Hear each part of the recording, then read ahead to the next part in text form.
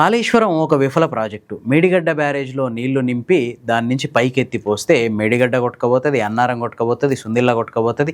ఈ 3 కొట్టుకపోతే కింద భద్రాచలం టౌనే కొట్టుకపోతది అని చెప్పి రకరకాల ప్రచారాలు చేసిరు కదా. ఇవన్నీ కట్టుకథలు అని చెప్పి తేలిపోయింది. ప్రాజెక్టులో ఉన్న చిన్న చిన్న లోపాలని సరిచేసి రైతులకు నీళ్లు అందించాల్సింది పోయి ప్రాజెక్టును పడవబెట్టి ప్రతిపక్షాలని బదనాం చేయాలి, కింది రాష్ట్రాలకు నీళ్లు వదిలేయాలి అనే తపనే ఎక్కువ కనిపిస్తుంది. వీటన్నిటికీ చెక్ పెట్టే ముచ్చట ఎన్డీఎస్ఏ చెప్పింది. ఇంతకు ఏం జరిగింది, ఎన్డీఎస్ఏ ఏం చెప్పింది, దీనివల్ల తెలంగాణ రైతులకు కలిగే ప్రయోజనం ఏంది, ఇవన్నీ ఈ వీడియోలో చూద్దాం. పూర్తిగా చూడండి, సబ్స్క్రైబ్ చేసుకోవడం మర్చిపోవద్దు. కరువు కాలంలో 50,000 క్యూసెక్కుల నీళ్లు గోదావరిలో పడి సముద్రంలో కలిసిపోతుంటే కనీసం వాటిని సేవ్ చేసుకోవాలనే సోయి లేదు ఈ గవర్నమెంట్కి. ఆ నీళ్ళని ఎత్తిపోయకుండా సోద్యం చూసుకుంటూ కూర్చుంది. దీంతో ఒక లాయర్ హైకోర్టుకు పోయి ఒక ప్రజా ప్రయోజన వాద్యం వేసిండు. అయ్యా, 50,000 క్యూసెక్కుల నీళ్లు కిందికి పోతున్నాయి, మా తెలంగాణలో వానలు పడట్లేదు, పత్తిచేలు ఎండిపోతున్నాయి, వరిసేలు నెర్రెలు వారుతున్నాయి. గవర్నమెంట్ ఏమో ఎన్డీఎస్ఏ రిపోర్ట్ అని చెప్తుంది, ఎన్డీఎస్ఏ రిపోర్ట్లో నీళ్లు ఎత్తిపోయొద్దని ఉందని చెప్తుంది. ఏం చేయాలి, అసలు ఎన్డీఎస్ఏ ఏం చెప్పింది ఒకసారి చెప్పండి అని చెప్పి ఒక న్యాయవాది, ఆయన పేరు శరత్ అట, హైకోర్టుకు పోయిండు. అప్పుడు హైకోర్టు ఎన్డీఎస్ఏని పిలిపించింది. ఏందయ్యా సంగతి, ఏంది ముచ్చట, మరి ఈయనేమో నీళ్ళు ఎత్తిపోయాలంటుండు, గవర్నమెంట్ ఏమో నీళ్ళు ఎత్తిపోయట్లేదు, ఇంతకు మీరు ఏం చెప్పారు గవర్నమెంట్కి అని హైకోర్టు అడిగింది. దానికి ఆయన ఏం చెప్పిండంటే, మాకు సంబంధం లేదు, డ్యామ్ సేఫ్టీ వరకే మా ముచ్చట, నీళ్లు నిలబెట్టుకోవాలన్నా ఎత్తిపోసుకోవాలన్నా ఎక్కడ పెట్టుకోవాలి, ఏ రైతులకు ఎంతవరకు ప్రయోజనాలు చేకూర్చాలి, రైతుల కోసం ఏం చేయాలి అనేది గవర్నమెంట్ తీసుకునే నిర్ణయం, దాంతో మాకు సంబంధం లేదు. గవర్నమెంట్లో చాలా నిపుణులైన సీనియర్లైన ఇంజనీర్లు ఉన్నారు, వాళ్ళ సలహాలు వాళ్ళ సూచనలు తీసుకొని నీళ్ళని ఎత్తిపోసుకోవాలా వద్దా అనేది గవర్నమెంటే నిర్ణయించుకోవాలి. మాకు ఎన్డీఎస్ఏకి ఎట్లాంటి సంబంధం లేదు, మేము అందులో నీళ్లు ఉంచాలని కానీ వద్దని కానీ మేము చెప్పలేదు, కేవలం డ్యాంలో చిన్న చిన్న లోపాలు ఉన్నాయని మాత్రమే చెప్పినాం, పూర్తి స్థాయి పరీక్షలు చేయాలని చెప్పినాం అని చెప్పి మొత్తానికి ఎన్డీఎస్ఏ కుండబద్దలు కొట్టింది. ఇది కొత్త ముచ్చట ఏం కాదు. గతంలో కూడా ఆస్ట్రేలియాకో న్యూజిలాండ్కో చెందిన ఒక లాయర్, ఆయన కూడా లాయరే అనుకుంటా, ఆయన ఎన్డీఎస్ఏకి ఒక మెయిల్ పెట్టిండు. ఆ మెయిల్ కూడా ఇదే ముచ్చట అప్పుడే రిప్లై ఇచ్చింది, 2 నెలల కిందనో 3 నెలల కిందటనో. అయినా కూడా గవర్నమెంట్ స్పందించలేదు. దాంతో మళ్ళీ ఇంకొక ఆయన హైకోర్టుకు పోయితే ఈ విషయం చెప్పింది. ఇది ఒక్కటే కాదు, రీసెంట్గా ఇంకో ముచ్చట కూడా జరిగింది. CWPRS, కేంద్ర జల మరియు విద్యుత్ పరిశోధన సంస్థ, వీళ్ళు ఏం చెప్పారంటే మొత్తం 3 బ్యారేజీల్లో, అన్నారం, సుందిళ్ళ, మేడిగడ్డ, ఈ 3 బ్యారేజీల్లో కాంక్రీట్ పరీక్షలు నిర్వహించారు. ఎందుకంటే మొత్తం నాణ్యత లేదు, డబ్బులు దొబ్బిరు, డబ్బులు తిన్నారు అని ఆరోపణలు చేస్తారు కదా. సో దానికోసం కాంక్రీట్ నాణ్యత పరీక్షల్ని నిర్వహించింది ఈ సంస్థ. ఆ సంస్థ తేల్చింది ఏంటంటే మొత్తం అన్నారం బ్యారేజ్లో కానీ, సుందిళ్ళ బ్యారేజ్లో కానీ, మేడిగడ్డ బ్యారేజ్లో కానీ కాంక్రీట్ పరంగా ఎట్లాంటి నాణ్యత లోపాలు లేవు. ఒక్క మేడిగడ్డ బ్యారేజ్లో ఉన్న 7వ బ్లాక్లోనే కొంచెం కాంక్రీట్ పరంగా నాణ్యత లోపాలు కనపడ్డాయి, మిగతా అంతా అద్భుతంగా ఉంది అని చెప్పింది. సో అక్కడ సమస్య ఉంది కాబట్టి అదొకటి కుంగిందనమాట. సాధారణ ప్రజలు అర్థం చేసుకోవాల్సిన విషయం ఇది. అక్కడ కొంత సమస్య ఉంది కాబట్టి అది కుంగింది.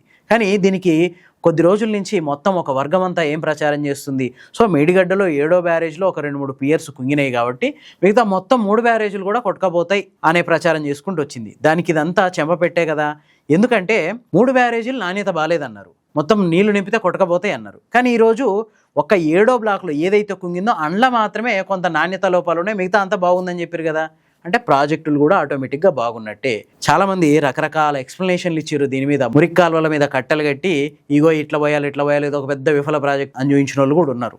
సో ఇదంతా ఈ 2 సంస్థలు, ఒకటి ఎన్డీఎస్ఏ, రెండోది CWPRS, ఈ 2 సంస్థలు ఇచ్చిన నివేదికలతో ఇవన్నీ ఉట్టి కట్టుకథలని తేలిపోయింది. ఇంకా రిటైర్డ్ ఇంజనీర్లు ఎప్పుడో చెప్పిర్రు, ఈ వాటర్ ఇయర్ స్టార్ట్ కాగానే చెప్పిర్రు వాళ్ళు, ఈసారి ఎల్లినో పరిస్థితులు ఉన్నాయి, రిస్క్ తీసుకొనైనా, అంటే మేడిగడ్డలో చిన్న చిన్న సమస్యలు ఉన్నా వాటిని తట్టుకుంటూ వాటికి ఎప్పటికప్పుడు ఏదైనా చిన్న చిన్న పరిష్కారాలు ఆలోచిస్తూ ఆ కన్నెపల్లి పంప్ హౌస్ నుంచి నీళ్ళని ఎత్తిపోసుకోండి, సుందిళ్ళ, అన్నారం బాగానే ఉన్నాయి కదా, అక్కడ నీళ్లు నిలిపి ఎల్లంపల్లిలో పోసుకొని అక్కడి నుంచి కాళేశ్వరం ప్రాజెక్టులో ఉన్న మిగతా వ్యవస్థకు నీళ్ళని పంపించుకోండి అని చెప్పిర్రు.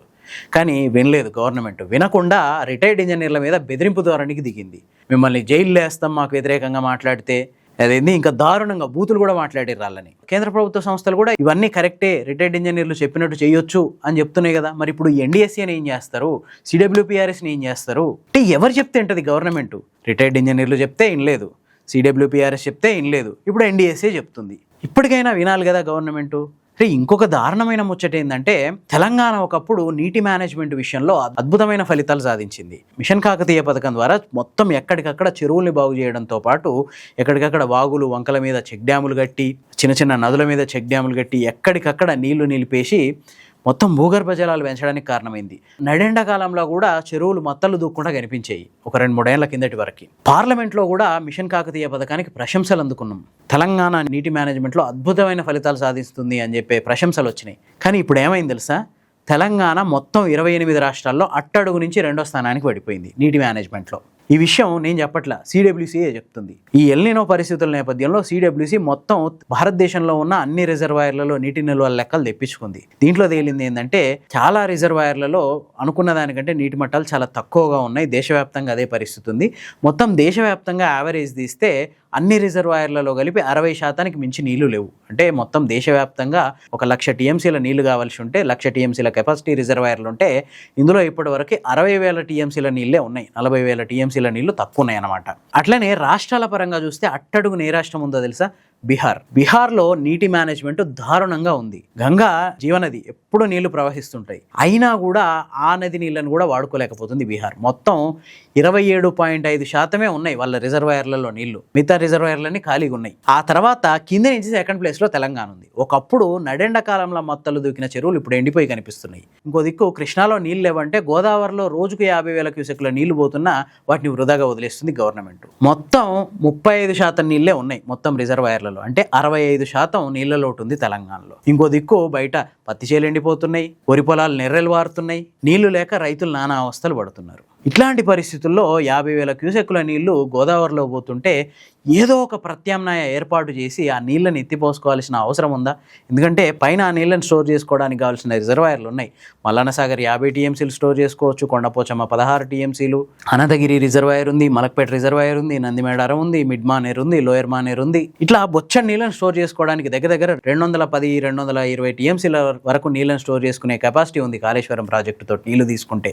అయినా కూడా గవర్నమెంట్ ఆ నీళ్ళను వదిలేస్తుంది. ఇప్పటికీ ఈ క్షణానికి మేడిగడ్డ దగ్గర 50,000 క్యూసెక్ల వరద పోతుంది. దాన్ని ఏదో ఒక ప్రత్యామ్నాయ ఏర్పాట్లు చేసి 7వ బ్లాక్ ఒక్కటే నాణ్యత బాలేదని చెప్పింది కదా, ఆ బ్లాక్ దగ్గర ఈ కాఫర్ డ్యామో లేదంటే ఏ అర్ధచంద్రాకార డ్యాము ఏదో గతంలో చెప్పారు కదా, చాలామంది రిటైర్డ్ ఇంజనీర్లు చెప్పారు, మాజీ మంత్రులు చెప్పారు, వాళ్ళ సలహాలు సూచనలు తీసుకొని ఆ నీళ్ళని అక్కడ కనీసం పంపులకు అందేంత వరకు స్టోర్ చేసుకొని రోజుకు 1/2 టీఎంసీయో 1 టీఎంసీయో 1.5 టీఎంసీయో ఇట్లా ఎత్తిపోసుకున్న ఒక 60-70 రోజుల్లో అక్టోబర్ ఎండింగ్ నవంబర్ దాకా కూడా వరద ఉంటుంది ప్రాణహిత నదిలో. అప్పటి వరకు ఎత్తిపోసుకున్న కనీసం ఒక 100 టీఎంసీల వరకు నీళ్ళు ఎత్తిపోసుకోగలుగుతాం. ఎందుకు ఈ ప్రయత్నం చేయట్లేదు గవర్నమెంట్? సరే, జరిగింది ఏదో జరిగిపోయింది, మీ మీద వాళ్ళు వాళ్ళ మీద వీళ్ళు విమర్శలు గుప్పించుకోర్రు, దాని మీద రాజకీయ ప్రయోజనాలు పొందాల్సిన వాళ్ళు పొందిర్రు, నష్టపోవాల్సిన వాళ్ళు నష్టపోయారు, వదిలేయండి. ఇప్పటికైనా ప్రజల గురించి ఆలోచించండి, ఆ నీళ్ళని ఎత్తిపోయండి. ఎల్నినో కాలంలో ప్రజల్ని కాపాడండి, లేదంటే ఈ 5-6 నెలల్లో ప్రజలు సాగునీటికి కటకటలాడే పరిస్థితి వస్తుంది. ఇప్పటికైనా గవర్నమెంట్ ఆలోచించుకోవాలి. ఈ వీడియో కనుక మీకు నచ్చితే లైక్ చేయండి, షేర్ చేయండి. ఇలాంటి మరిన్ని మంచి వీడియోల కోసం ది 4th Estate ఛానల్ని సబ్స్క్రైబ్ చేసుకోండి.